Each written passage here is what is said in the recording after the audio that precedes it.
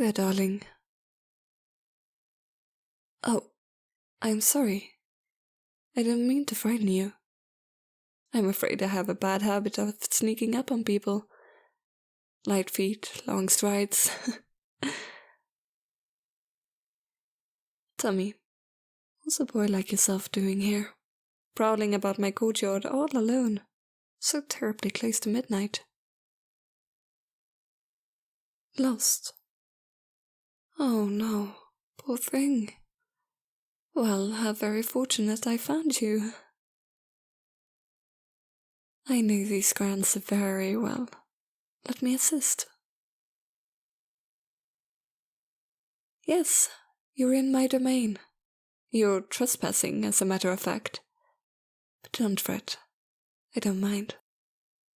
I'm sure it was only an honest mistake by a lost, scared little boy trying to find his way home. Do you see those majestic grey towers spiraling up into the clouds behind me? Those thick walls of stone bristling of thorny ivy? That is my home. You're on the outskirts of my castle. You seem skeptical. Have you never met a woman who lived in a castle before? You don't think I would lie to you, do you? Do I look like a dishonest person? No. It's the truth, I promise. This castle has been my home for... oh, well, so many years I blush to name the number. But suffice to say, I have resided here for a very long time. And it's likewise been very long indeed, since I last entertained a guest. Oh, well, how kind of you to say. Good boy. You're quite the little charmer, aren't you? I can already tell we're going to get along famously. I have been told before that I look younger than my years. Perhaps the soft moonlight is merely being generous with my features. Or perhaps it's true as they say, that young men often mistake the refined regal beauty of older women for youth. Do you think that's true? Of course you don't know. You don't know anything, do you? You don't know where you are?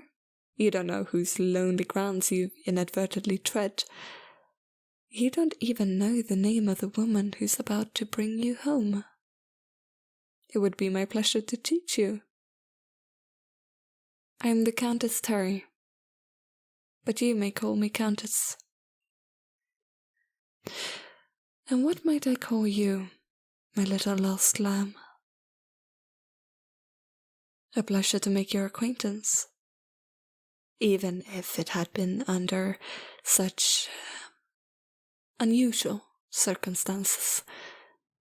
I often find the most intimate connections are made by happenstance. Chance meetings at the dead of night, rather like the one we're having right now. A shame they're so infrequent. As I said, it's been quite a few moons since I last had someone stumble into my hunting grounds. Why, yes, this courtyard is my hunting ground. In my younger days, my friends and I would fritter away half the nights of spring and summer here. My old companions so loved the thrill of the hunt while they were still alive. Death, sadly, has dulled their taste for chasing prey. Mine, however, remains quite undiminished. Oh, we hunted all sorts of beasts. Pheasant, fox, rabbit. On occasion, the most crafty prey animal. Man. Oh, how many men did we hunt on these grounds. And how many women, too. Dozens, doubtless. So long ago, but those heavy footfalls, those haggard breaths, the rank scent of fear in the midnight air, The memories are crisp and savory, as though they were made only yesterday. Oh. Are you frightened? Don't think I didn't see you step backwards just now. What's wrong? Don't bother speaking. Your stammering is quite cute, but also quite unnecessary. I know just what's happening. Something inside you knows instinctively that I'm telling the truth. In fact, something about me you can't put your finger on has had the hairs on your neck standing up and goosebumps prickling your arms ever since you saw me, hasn't it? This frail woman, all alone here in the dark, as you slowly melting into a messy bundle of nerves. It's all right. Here, let me make it easier for the both of us. No, don't struggle now. I have you. You're not getting free. Let me just wrap my arms around you, draw you into my body. Do you like that? No. Oh, what's the matter, darling? Are you one of those boys who doesn't like to be embraced? Are you shy? I only wish to give you a big hug. Come here. You don't want me to? Pity. I'm afraid I have to insist. Is that supposed to scare me? Don't embarrass yourself, darling. Here, hush those silly words. Let me envelop you in thick folds of my cloak. It's real bearskin. Here, feel it. If you can in this position. I felt the fine specimen from whose pelt it was fashioned myself, years ago, deep in the forest beyond the grounds. Such a majestic creature, so massive and vile, yet so helplessly mortal underneath it all.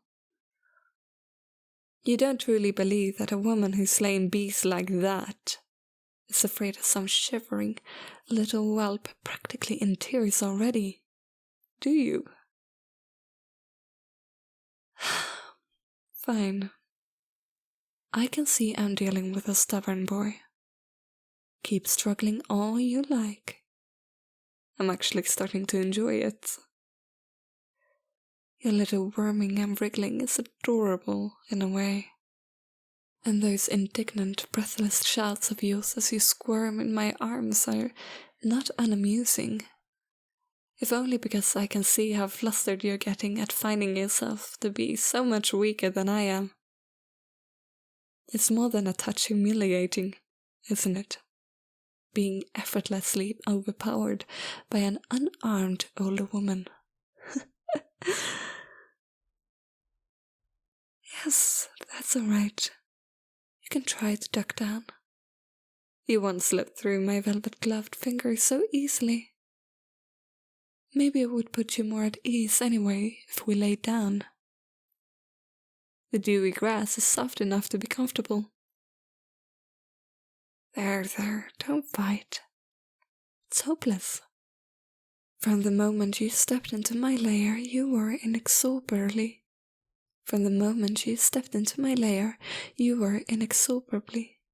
inescapably mine.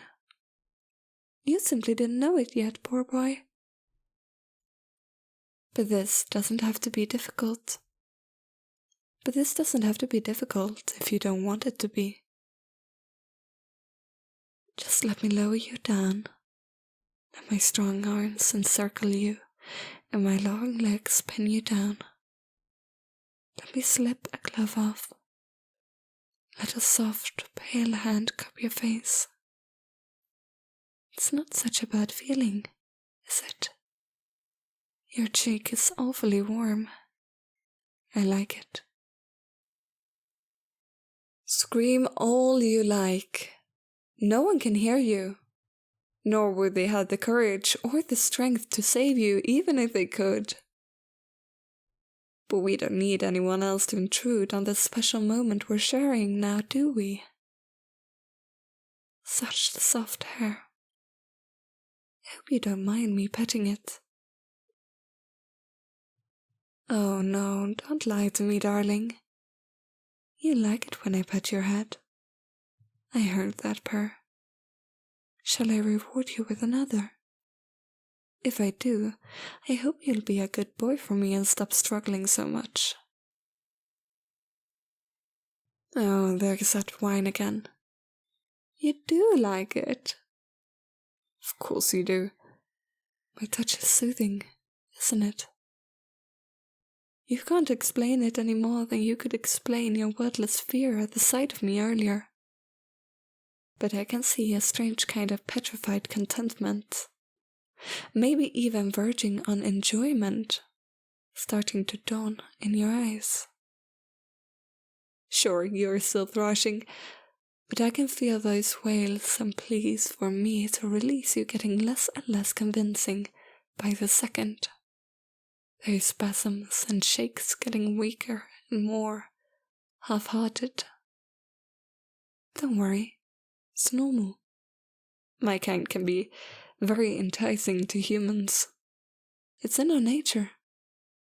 It's quite normal that boys like you come to enjoy being in our embrace, being the subject of our affection, even in the throes of being hunted by us. Of course I'm not human, darling. Come now. Have you ever met an ordinary woman with a pair of glittering fangs like these? Oh, they make your little heart quiver when I bury them, don't they? So long and white and immaculate and sharp. I adore that little flash of fear in your wet, nervous eyes. But I can see that they excite you a little too. I know precisely what you're thinking. You've figured out what I am by now, haven't you? And you're wondering what it would feel like if these fangs of mine found their way to your pretty little exposed neck. And I just... Don't worry. Tempting as it would be, I'm not going to feed on you. Yet. It's been so long since I've had a human stumble into my web.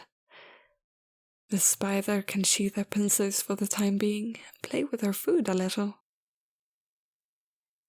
In fact, there's something about your demeanor I'm growing to find quite amusing. That anxious mewling, those frightened puppy eyes. I think I'll take my time with you. No struggling. Be still. Calm yourself. Good boy. See how quickly you've begun to obey? Oh yes, you might be suited for more than just a meal. You might be a candidate for more. Take my time with you indeed. I was human as well once, you know. Long ago. Just a small, inconsensual girl running around in this big, bustling world. Not so very different from you. Then something happened. Something absolutely wicked. And when it was over, I became the Countess. My skin paled. My teeth grew into fangs, my lips took on this luscious, natural red you find so enthralling. Oh, did you think I didn't notice your eyes flitting down to my mouth? To those voluptuous lips of mine? Don't be shy. I'm flattered.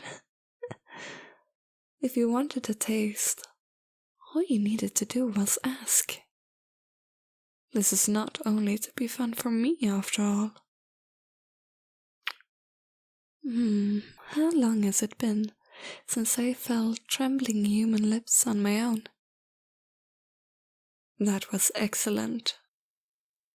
And I can see from the look in your wide eyes that, despite your shock, you're no less satisfied. Poor hungry creatures, aren't we? Both of us. Can hardly stop at one bite.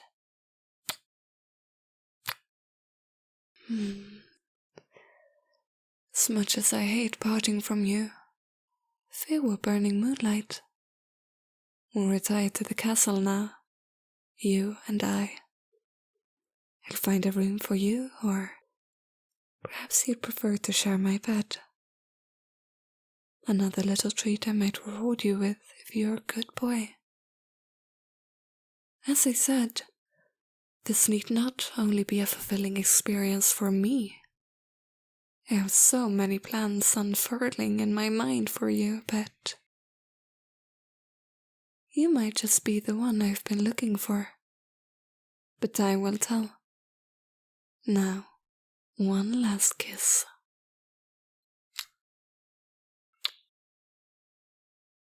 All right, on your feet. You won't resist anymore, will you? You're under my spell now, aren't you?